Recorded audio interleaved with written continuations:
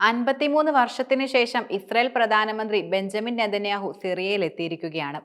Syrian അതിർത്തിയിലെ buffer സോണിൽ നിന്നും സൈന്യത്തെ തൽക്കാലം പിൻവലിക്കില്ലെന്ന് നെതന്യാഹു വ്യക്തമാക്കുകയും ചെയ്തിട്ടുണ്ട്. ഇസ്രായേലിന്റെ സുരക്ഷ ഉറപ്പാക്കുന്ന മറ്റൊരു ക്രമീകരണം വരുന്നതുവരെ ഇക്കാര്യം ആലോചനയിലില്ലെന്ന് പിൻവലിക്കണമെന്ന ആവശ്യം തള്ളി നെതന്യാഹു ആവർത്തിക്കുകയായിരുന്നു. ഇസ്രായേൽ കൈവശപ്പെടുത്തിയിരിക്കുന്ന ഗോലാൻ കുന്നുകളുടെ അതിർത്തിയിൽ നിന്നും ഏകദേശം 10 കിലോമീറ്റർ അകലെയുള്ള സിറിയയിലെ തന്നെ ഏറ്റവും ഉയരമുള്ള ഹെർമോൺ പർവ്വതത്തിൽ ഇരുന്നുകൊണ്ടാണ് നെതന്യാഹു തന്റെ ഈ പ്രഖ്യാപനം നടത്തിയിരിക്കുന്നത്. 53 വർഷം മുമ്പ് ഒരു സൈനികനായി താൻ ഇതേ പർവ്വത ശിഖരത്തിലായിരുന്നുവെന്നും നെതന്യാഹു തുറന്നു പറഞ്ഞു.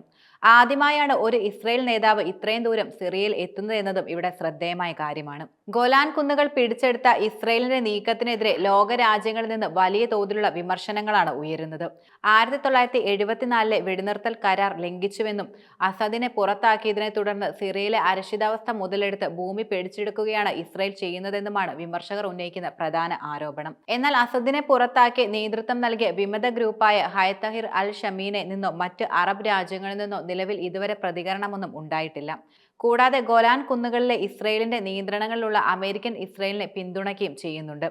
ഇസ്രായേലിനെ ആക്രമിക്കാൻ സിറിയയെ ഇടത്താവളമാക്കാൻ അനുവദിക്കില്ല എന്ന ഒരു പ്രസ്താവന കഴിഞ്ഞ ദിവസം HDS നേതാവ് അബൂ മുഹമ്മദ് അൽ ജുലാനിയുടെ ഭാഗത്തു നിന്നും എത്തിയിരുന്നു. ഇസ്രായേൽ സിറിയയിൽ കനത്ത ആക്രമണം തുടരുന്ന സാഹചര്യമാണ് നിലനിൽക്കുന്നത്. ഈ സാഹചര്യത്തിൽ തന്നെയാണ് ജുലാനി ഈ പ്രസ്താവന ഇറക്കിയതെന്നതും വളരെയധികം ശ്രദ്ധേയമാണ്. 1974 കരാർ പ്രകാരം UN മാർഗനിർദ്ദേശകർക്കൊപ്പമാണ് ഇസ്രായേൽ വിഷയത്തിൽ നിലപാടെടുത്തതെന്ന് ജുലാനി വെളിപ്പെടുത്തിയത്. എന്നാൽ സിറിയൻ അതിർത്തിയോട് ചേർന്നുള്ള സൈനികരഹിത മേഖല തുടരുമെന്നും അദ്ദേഹം കൂട്ടിച്ചേർത്തു. ഇസ്രായേലുമായി സംഘർഷത്തിനില്ലെന്ന നിലപാടും അദ്ദേഹം ആവർത്തിക്കുകയുണ്ടായി. സിറിയൻ ജനതയ്ക്ക് യുദ്ധത്തിൽ നിന്ന് ഇടവേളയാണ് പ്രധാനമായും ആവശ്യം.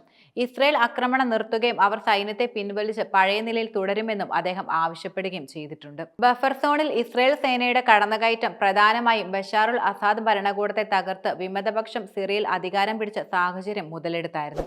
സിറിയൻ മണ്ണിൽ സൈനിക സാന്നിധ്യം വർദ്ധിപ്പിച്ച് ലെബനിലെ ഹിസ്ബുള്ളക്കെതിരെ നീങ്ങാനും ഇസ്രായേലിന് പദ്ധതിയുണ്ടെന്നും റിപ്പോർട്ടുകൾ സൂചിപ്പിക്കുന്നുണ്ട്.